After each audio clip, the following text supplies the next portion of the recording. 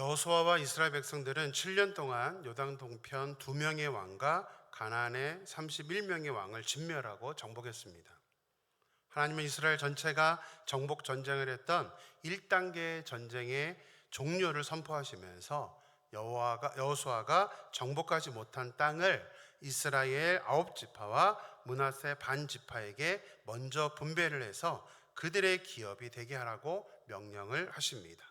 1절 말씀을 보겠습니다. 여호수아가 나이가 많아 늙음에 여호와께서 그에게 이르시되 너는 나이가 많아 늙었고 얻을 땅이 매우 많이 남아 있도다. 1절에서 설명하고 있는 것처럼 가나안에 얻을 땅이 아직 매우 많이 남아 있는데 이제 왜 정복 전쟁을 이렇게 빨리 종료를 하신 걸까요? 여러 가지 이유가 있습니다. 먼저 1절에서 설명하는 것처럼 나이 많은 여호수아를 배려하시기 위해서입니다. 여호수아가 가나안에 들어갔을 때가 95세였고 가나안 전쟁이 7년이 걸렸기에 죽을 때는 110세였던 것을 본다면 현재 여호수아는 약 102세 정도였다고 추정이 됩니다. 여호수아가 나이가 많아 더 이상 전쟁을 이끌 수 없는 상태가 되었기 때문에 하나님 여호수아를 배려해서 1단계 전쟁은 이제 종료를 하신 것입니다. 둘째는 전략적으로 정복 전쟁의 방향을 전환하는 것이 더 효율적이었기 때문입니다. 이스라엘 전체가 힘을 합쳐 전쟁을 함으로 인해서 총 33명의 왕을 진멸하여 이미 가나안의 주요 거점들은 대부분 정복을 한 상태였습니다.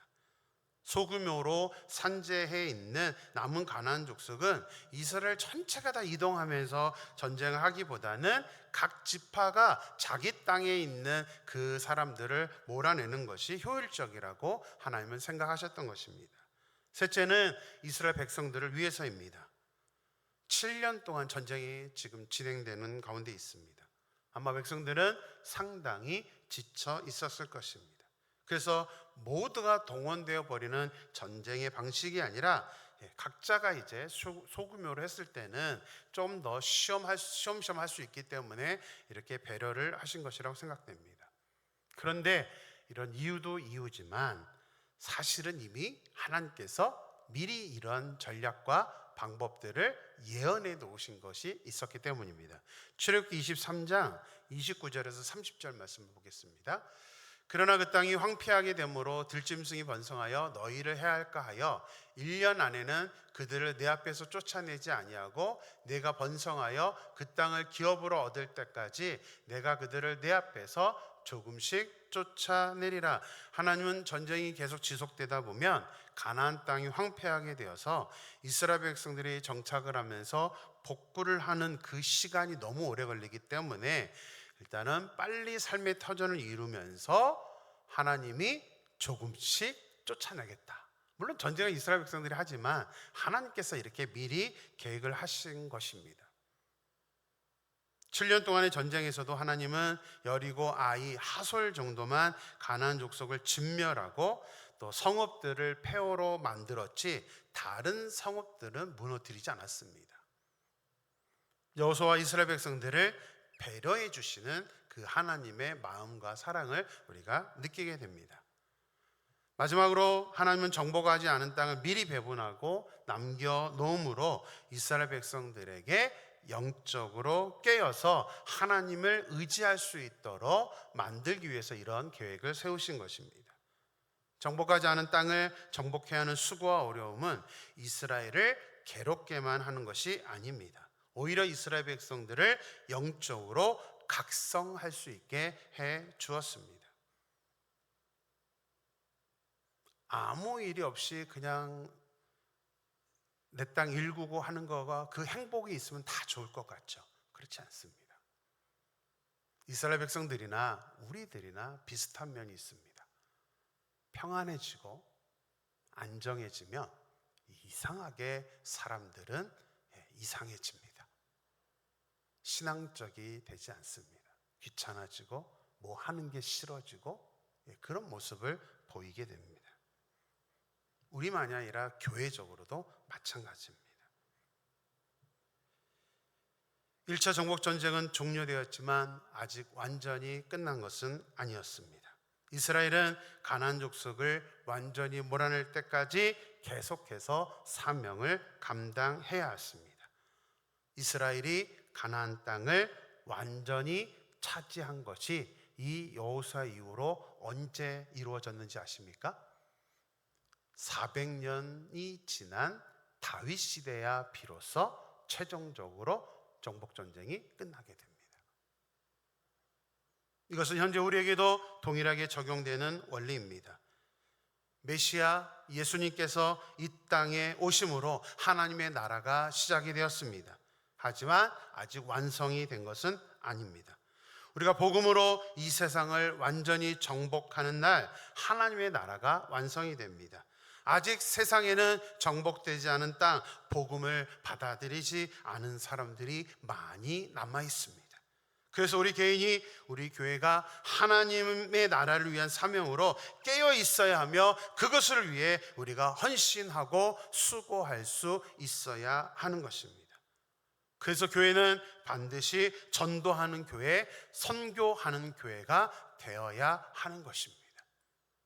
우리끼리의 즐거움도 물론 좋지만 결국 우리의 삶의 목표는 하나님의 나라입니다. Back to 예루살렘. 복음이 다시 예루살렘으로 가서 예수님의 재림이 오는 날까지 우리의 사명은 계속되어야 됩니다. 그래서 우리가 절대로 이 사명을 놓쳐서는 안 됩니다. 쉽고 편하게만 우리가 있으려고 해서는 안 되는 것입니다. 우리 개인이 그리고 우리 가정이 나가 우리 임마누엘 교회가 정말 우리 주변에 있는 사람들 전도하며 또 아직 복음을 알지 못하는 그런 선교를 지원하며 선교할 수 있는 하나님이 기뻐하는 교회가 되기를 주님의 이름으로 간절히 축원합니다. 자, 정복되지 않은 남은 땅을 9지파와 므낫세 반지파에게 분배를 하라고 말씀하신 후에 8절부터는 이제 요단 동편의 땅을 받은 므낫세 반지파와 르우벤 갓 지파의 그 사람들에게는 가나안 땅을 분배하지 않는다라고 설명을 하고 있습니다. 그러면서 요단 동편 땅의 경계를 설명하시면서 의미심장한 사실을 밝히고 있습니다. 13절입니다. 그술 족속과 마아갓 족속은 이스라엘 자손이 쫓아내지 아니하였으므로 그술과 마아갓이 오늘까지 이스라엘 가운데서 거주하니라. 이스라엘 백성들은 그술과 마아갓 족속을 쫓아내지 못했습니다. 그런데 사실은 이것은 이스라엘 백성들이 쫓아내지 못했다라고 설명하기는 좀 어려움이 있습니다. 지도를 보여드리겠습니다. 다음 지도를 보면 이제 작아서 보이실까 모르겠지만요, 그술과 마아갓을 이렇게 지붕에 표시를 해놨습니다. 그술은 갈릴리 호수의 동쪽, 북동쪽 지역에 위치합니다. 마아갓은 그술보다도 더 동쪽, 북쪽에 위치해 있습니다. 다 뭐죠? 가나안 서쪽, 가나안 땅이 아니라 요단 동편에 있는 민족이었습니다. 그들을 쫓아내는 것은 당연히 9지파 반, 이스라엘 지파들이 하는 일이 아니라 요단 동편에 기업을 얻은 2지파 반 사람들이 해야 하는 일이었습니다. 근데 13절을 보면 의미심장한 표현이 있습니다. 성경은 이스라엘 자손이 쫓아내지 못했다라고 말하지 않고 쫓아내지 아니했다라고 표현하고 있습니다. 이 표현은 굉장히 중요합니다. 쫓아내지 못한 것과 쫓아내지 않은 것은 완전히 다른 이야기입니다. 쫓아내지 못한 것은 능력이 부족하다는 의미이고, 쫓아내지 않은 것은 의지가 없다는 것을 의미합니다. 하나님은 지금 요단 동편 땅을 분배받은 2지파 반 사람들이 능력이 부족하다라는 말을 하는 것이 아니라 순종의 부족을 지적하시는 것입니다. 잘 생각해 보세요. 요단 동편을 분배받은 르우벤, 갓, 므낫세 반지파는 요단 동편을 기업으로 받은 후에 다른 9지파 반 사람들보다 앞장서서 가나안 정복에 나섰던 민족입니다. 그런 지파입니다. 그런데 정작 그들은 자신의 땅에 있던 사람들은 쫓아내지 않았던 것입니다. 그렇다면 왜 이들은 쫓아내지를 않았던 것일까요? 성경의 구체적인 이유를 밝히고 있지는 않지만 추측은 가능합니다. 아마도 모세의 인도로 요단 동편의 대부분을 차지한 후에 또 모세도 없고 이제 여호수아 이 전쟁도 끝났기 때문에 굳이 남은 두 족속을 몰아내는데 수고를 하지 않았기 때문이라고 생각됩니다. 쉽게 말하면 이미 전쟁 많이 했는데 굳이 또 해야 되나? 이것까지 해야 되나? 어떤 이런 영적 안일함을 가지고 있었던 것입니다. 또한 요단 동편은 원래 하나님께서 약속하신 땅이 아니기 때문에 모두를 몰아내려는 명령에 해당되지 않는다라고 생각을 해서 굳이 수고해서 몰아내려고 하지 않았던 것이 아닐까 생각됩니다. 이 부분도 매우 현실적인 이유입니다. 굳이 이런 것까지 해야 되나? 똑똑해요, 그죠? 요단 동편 하나님이 약속하신 땅 아니야. 굳이 안 해도 돼. 이런 어떤 합리성, 합리화를 했던 것입니다. 근데 이게 요단 동편의 땅을 분배받은 이 두 집합 반 사람들만의 모습이면 좋겠는데 우리들도 똑같습니다. 우리들도 하나님의 말씀에 내가 이해할 수 있는 부분만 선택적 순종을 하려고 합니다. 하지만 하나님께서 왜 가나안 족속을 완전히 진멸하라고 하셨는지 그 이유를 제대로만 이해를 했다면 반드시 남은 두 족속을 몰아냈을 것입니다. 그리고 사실 이 두 집합 반 사람들에게 이 두 족속을 몰아내는 것은 그렇게 어려운 일이 아니었습니다. 그들의 안일함으로 남겨놓은 족속들은 결국 하나님이 계속해서 말씀하셨던 뭐죠? 이 가나안 족속을 쫓아내지 않으면 그게 뭐가 되겠다 그랬죠? 올무가 될 것이다. 그물이 될 것이다. 정말로 이 두 족속 때문에 이스라엘 백성들은 타락하고 결국에는 하나님의 징벌을 받게 된 것입니다. 요단 동편 사람들의 모습은 지금 우리에게도 자주 나타나는 모습이기 때문에 우리가 반드시 깨달음이 있어야 됩니다.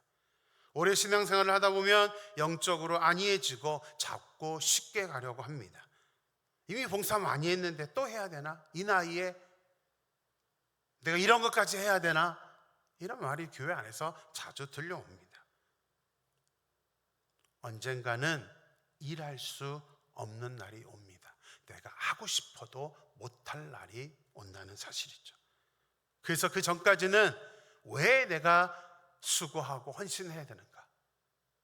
그것은 결국 우리의 타락을 막아주고 우리가 영적으로 안이해지지 아니하도록 영적으로 깨어있을 수 있는 그런 중요한 것이라는 사실을 우리는 인식해야 됩니다.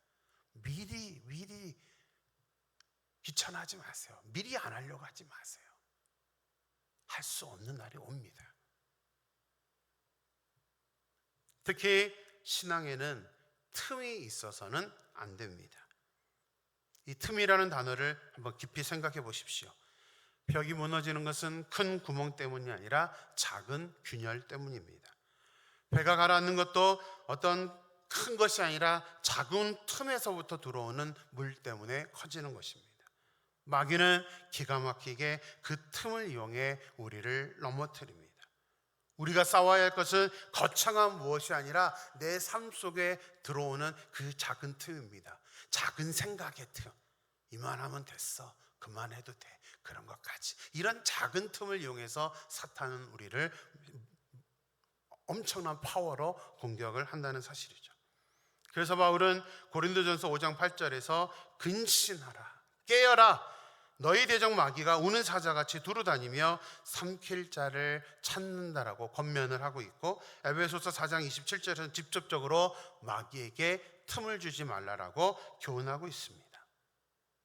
우리의 삶에 절대로 안일하게 우리가 틈을 만들어주는 일이 생기지 않도록 정말 우리에게 주어져 있는 우리 시간들, 내가 할 수 있는 그런 모든 것들이 이루어졌을 때에 우리가 온전히 깨어있고 하나님을 위해서 헌신할 수 있는 저와 여러분의 삶이 되기를 주님의 이름으로 간절히 축원합니다. 기도하겠습니다. 하나님 감사합니다. 오늘도 귀한 시간을 허락하시고 말씀으로 도전해 주심에 감사합니다. 1차 정복전쟁이 마무리되고 아직 정복되지 않은 땅에 대한 이야기를 우리가 살펴봤습니다. 하나님이 다 정복하지 않고 이렇게 땅을 각 지파에게 나누어 주신 것은 하나님의 또 선하신 뜻이 있기 때문입니다. 물론 여호수아를 배려하거나 이스라엘 백성들을 배려하는 것도 있지만 하나님이 단순히 이들에게 쉼을 주려고 하는 것이 아니라 오히려 사명을 남겨줌으로 말미암아 이제는 자기의 땅에서 자기 땅 안에 있는 가나안 족속을 몰아내는 그 사명을 감당하라고 주신 것입니다. 특별히 우리는 어떤 일들이 어느 정도 이루어지고 또 시간이 지나고 이러면 우리는 안일해지기가 쉽습니다.